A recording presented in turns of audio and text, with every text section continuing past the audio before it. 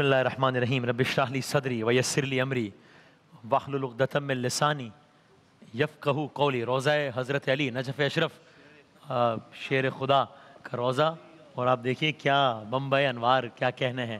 آج یوم علی ہے تو اسی حوالے سے گفتگو کریں گے۔ کیا کہنے ہیں؟ علی صداقت میں بھی علی ہیں، علی امانت میں بھی علی ہیں، علی دیانت میں بھی علی ہیں، علی شجاعت میں بھی علی ہیں۔ کون علی؟ کون علی؟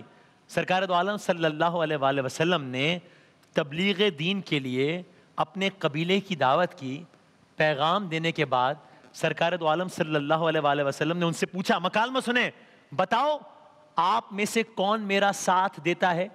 بتاؤ کون اپنا ہاتھ میرے ہاتھ دیتا ہے؟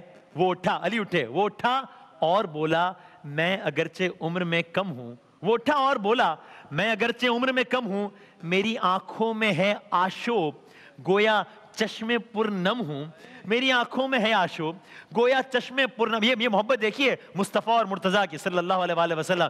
میری آنکھوں میں ہے آشوب گویا چشمے پر نم ہوں، بھری محفل میں لیکن آج یہ اعلان کرتا ہوں کہ میں سچے نبی پر جان و دل قربان کرتا ہوں۔ بھری محفل میں لیکن آج یہ اعلان کرتا ہوں کہ میں سچے نبی پر جان و دل قربان کرتا ہوں، میں اپنی زندگی بھر ساتھ دوں گا یا رسول اللہ، یقین کیجئے کہ قدموں میں رہوں گا یا رسول اللہ، یقین کیجئے کہ قدموں میں رہوں گا یا رسول اللہ۔ جھکے شیر خدا جب بات اپنی برملا کہہ کر، جھکے شیر خدا جب بات اپنی برملا کہہ کر، رسول اللہ نے سر پہ ہاتھ رکھا مرحبا کہہ کر۔ آئے ہے، انہوں نے برملا کہا، انہوں نے مرحبا کہا۔ آئے ہے، جھکے شیر خدا جب بات اپنی برملا کہہ کر، رسول اللہ نے سر پہ ہاتھ رکھا مرحبا کہہ کر۔ بڑے بوڑھے جو چپ تھے کھل کھلا کر ہنس پڑے سارے، بڑے بوڑھے جو چپ تھے کھل کھلا کر ہنس پڑے سارے۔ انہیں معلوم کیا تھا، جانتے کیا تھے وہ بیچارے کہ یہ لڑکا وہ جس پہ ہنس رہے تھے اس حقارت سے، پہاڑوں کے جگر تھرا اٹھیں گے اس کی ہیبت سے۔ ہاں، پہاڑوں کے جگر تھرا اٹھیں گے اس کی ہیبت سے۔ بنی ہاشم ہنسی میں بات اڑا کر ہو گئے راہی، بنی ہاشم ہنسی میں بات اڑا کر ہو گئے راہی، علی کو ہو گئی حاصل مگر دارین کی شاہی، علی کو ہو گئی حاصل مگر دارین، یہ علی۔ لیکن سادگی کیسی ہے علی کی کہ ساری زندگی جو کی روٹی کھائی، لیکن شجاعت کیسی ہے کہ دنیا نے دیکھا کہ جو کی روٹی، یہ ڈائٹ یہ ہے، جو کی روٹی کھانے والے علی نے کیسے خیبر کا قلعہ اکھاڑ کے پھینک دیا۔ آئے ہے، شجاعت ایسی ہے کہ مشہور زمانہ پہلوان ہے، مرہب کہتے ہیں اس کو، خیبر بھائی مرہب کو قتل کیا، لیکن شاعر نے کہا بھائی مرہب کا قتل بھی کوئی خیبر میں قتل تھا، مرہب کا قتل بھی کوئی خیبر پہ قتل تھا، بھائی پھینکا تھا ذوالفقار کا صدقہ اتار کے، پھینکا تھا ذوالفقار کا صدقہ اتار کے۔ تو شجاعت ایسی ہے کہ مشہور زمانہ پہلوان ہے، نام ہے مرہب، پلک جھپکتے میں واصل جہنم کیا۔ تو یہاں اتنے شجاع ہیں، وہاں کھانے کا یہ عالم ہے، یہاں شجاعت کا یہ عالم ہے، لیکن یہاں خوف خدا کا کیا عالم ہے؟ اللہ اکبر۔ یہ عالم ہے کہ ایسا ہی ایک اور پہلوان ہے، نام ہے عمر بن عبدود، قابو میں ہی نہیں آتا، کہتے ہیں کہ یہ ایک ہزار کے برابر ہے، علی نے قابو میں کر لیا۔ جب قابو میں کر لیا تو میں کن الفاظ میں کہوں؟ بس میں یہ کہوں گا اس نے منہ پر لعاب دہن پھینکنے کی گستاخی کی۔ یہ وہ بات ہے جسے سن کر میں اور آپ اداس ہو جائیں کہ یہ کیا کیا، لیکن جن کے ساتھ یہ عمل انجام دیا، جن کے ساتھ یہ گستاخی کی، انہوں نے چھوڑ دیا، جانے دیا۔ سب نے پوچھا یا علی یہ کیا کیا، یہ تو قابو میں نہیں آتا، اس سے اچھا موقع نہیں تھا، اس نے لعاب دہن اگر یہ حرکت کر بھی دی تھی آپ کام تمام کر دیتے، ارے چھوڑ دیا، کیوں چھوڑ دیا؟ علی نے جواب دیا یہ کہہ کر کہ میں یہ کام اپنے لیے نہیں کر رہا، خدا کے لیے کر رہا ہوں۔ اس کی اس گستاخی کے باعث امکان تھا کہ شاید ذاتی غصہ غالب آ جاتا، شاید لوگوں کو لگتا کہ ذاتی غصہ غالب آ جاتا ہے، بس اس لیے علی نے چھوڑ دیا۔ لیکن کمال یہ ہے کہ بعد میں اسے علی نے پھر قتل کیا۔ یہ علی عاشق رسول، اللہ اکبر، عاشق رسول ایسے جنگ احد ہے، آئے ہے، سرکار دو عالم صلی اللہ علیہ وآلہ وسلم کے دندان مبارک شہید ہوئے ہیں، گھمسان کی لڑائی جاری ہے، کفار نے افواہ اڑائی ہے، اور افواہ کیا اڑائی کہ نعوذ باللہ سرکار دو عالم صلی اللہ علیہ وآلہ وسلم شہید ہو گئے ہیں. علی پوری قوت سے اپنی تلوار کے جوہر دکھا رہے ہیں. دشمن قریب آیا, کہا اے علی آپ لڑ رہے ہیں, آپ کے نبی نعوذ باللہ, آپ کے نبی تو نعوذ باللہ اس دنیا سے چلے گئے, تو مصطفیٰ صلی اللہ علیہ وآلہ وسلم چلے گئے. بدبخت کہہ رہا ہے حضرت علی سے کہ مصطفیٰ تو چلے گئے, اب لڑ کے کیا کرو گے؟ حضرت علی نے ذوالفقار کو روکا نہیں, اس کے سوال کو جواب بنا کے اس کے منہ پر دے مارا, یہ کہہ کر اگر مصطفیٰ نہیں رہے تو علی جی کے کیا کرے گا؟ اس نے کہا کہ لڑ کے کیا کرو گے؟ انہوں نے کہا نہیں علی پھر جی کے کیا کرے گا, اور جاری رکھیے. اللہ اکبر. یہ شجاعت, یہ عاشق رسول علی, دانائی کیسی, حکمت ایسی, آپ کے کیے گئے فیصلے, آپ کے دیے گئے جواب, سب اپنی مثال. آپ کسی نے پوچھا یا علی ہم آپ سے جو بھی پوچھتے ہیں اپنی طرف سے پتہ نہیں کیا کیا, اگر میں اپنے الفاظ میں کو سائنس اور لاجک لگا کے لاتے ہیں ہم, آپ ہر سوال کا فوراً جواب دے دیتے ہیں.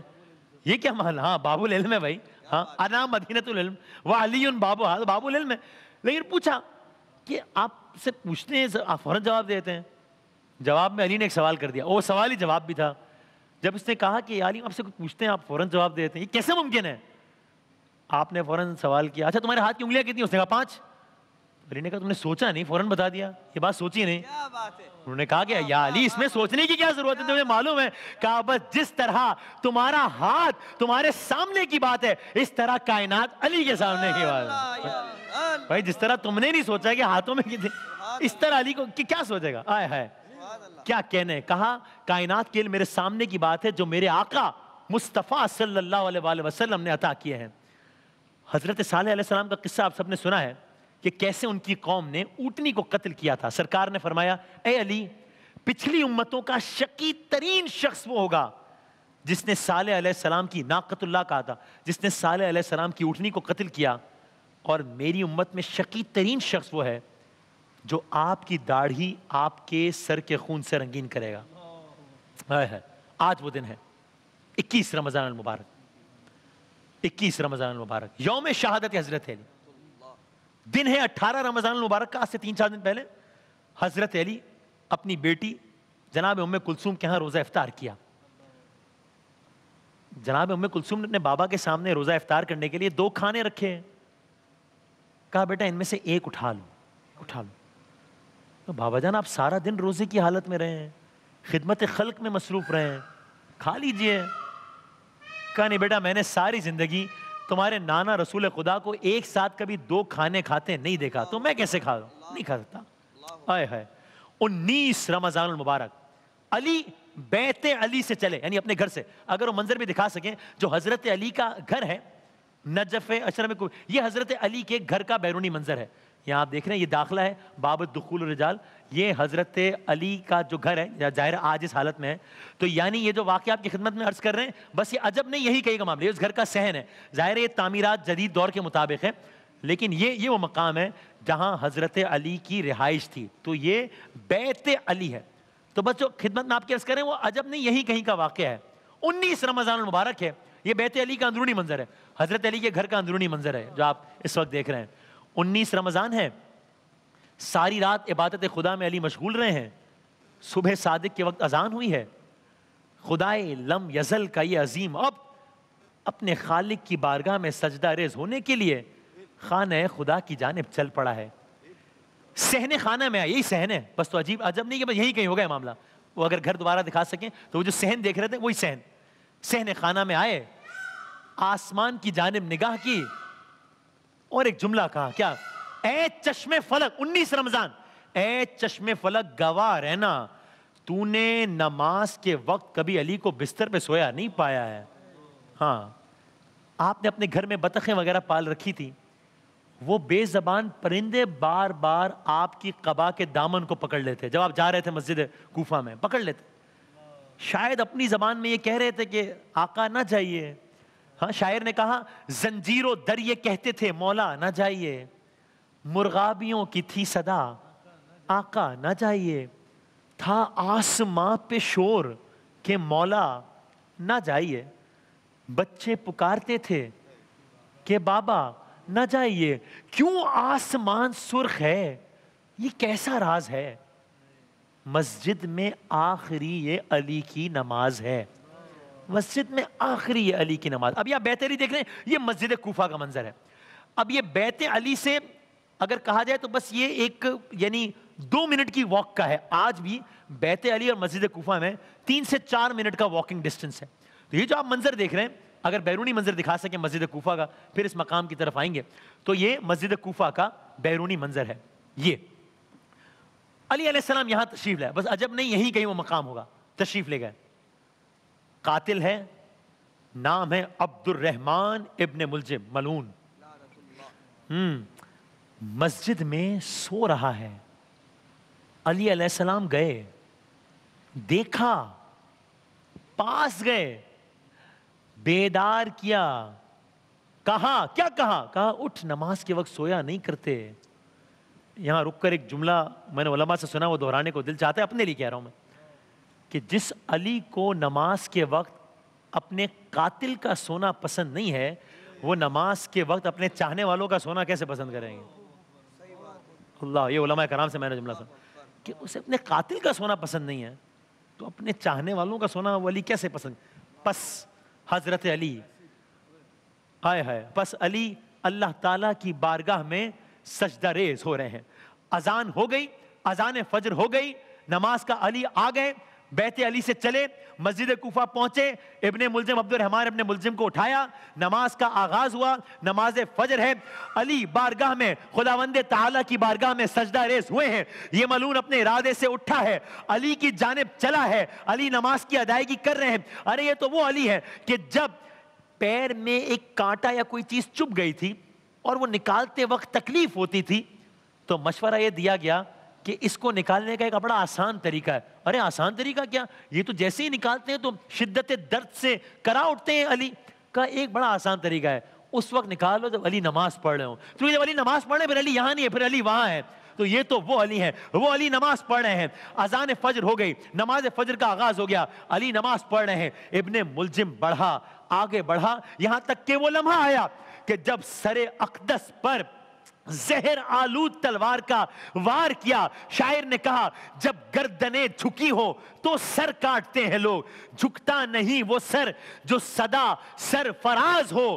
سر کاٹنا علی کا تو ممکن ہی نہیں تھا, قاتل بھی منتظر تھا کہ وقت نماز ہو, قاتل بھی منتظر تھا کہ وقت. اب یہ جو آپ جگہ دیکھ رہے ہیں یہ مسجد کوفہ کی ایگزیکٹلی وہ جگہ ہے جہاں پر یہ عبارت لکھی ہوئی ہے فستو برب الکعبہ.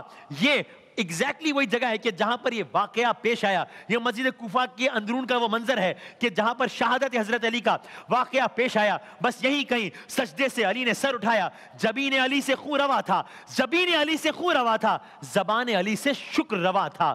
ضربت کے بعد پہلا جملہ فرمایا فستو برب الکعبہ, رب کعبہ کی قسم علی کامیاب ہو گیا. مسجد کوفہ میں شور برپا ہو گیا, مسجد کوفہ میں غل برپا ہو گیا, عزیز و اقارب کا تاتا بن گیا, چاہنے والے آ گئے. ابن ملجم کو گرفتار کر لیا, خوف کے مارے اب وہ کانپ رہا تھا, زبان خشک ہو رہی تھی, پیاس کے مارے حال برا تھا. اپنے قاتل کی یہ حالت دیکھی, اپنے قاتل کی حالت دیکھی. حسنین کریمین کو آواز دے کر کہا بیٹا یہ پیاسا ہے, اسے شربت پلاؤ. اللہ اکبر, یہ پیاسا ہے اسے شربت پلاؤ. اور واقعی اسے شربت پلایا گیا. اپنے بڑے صاحبزادے حضرت حسن کو نصیحت فرمائی, بیٹا دیکھو ذرا خیال رکھنا, دیکھو میرے قاتل نے مجھ پر تلوار کا ایک وار کیا ہے, لہٰذا قصاص میں بھی اس پر بس ایک ہی وار کرنا, اور اگر میں زندہ رہ گیا تو پھر میں جانوں اور یہ جانے, میں چاہوں تو اسے معاف کر دوں یا میں جو چاہوں کروں. بس 19 رمضان المبارک کی صبح ضربت لگی. آج کے روز 21 رمضان المبارک 40 ہجری حضرت علی نے جام شہادت نوش فرمایا نجف اشرف میں, آپ کا مدفن, اور آج بھی یہ روضہ منبع انوار ہے. ایک وقفے کے بعد حاضر ہوتے ہیں.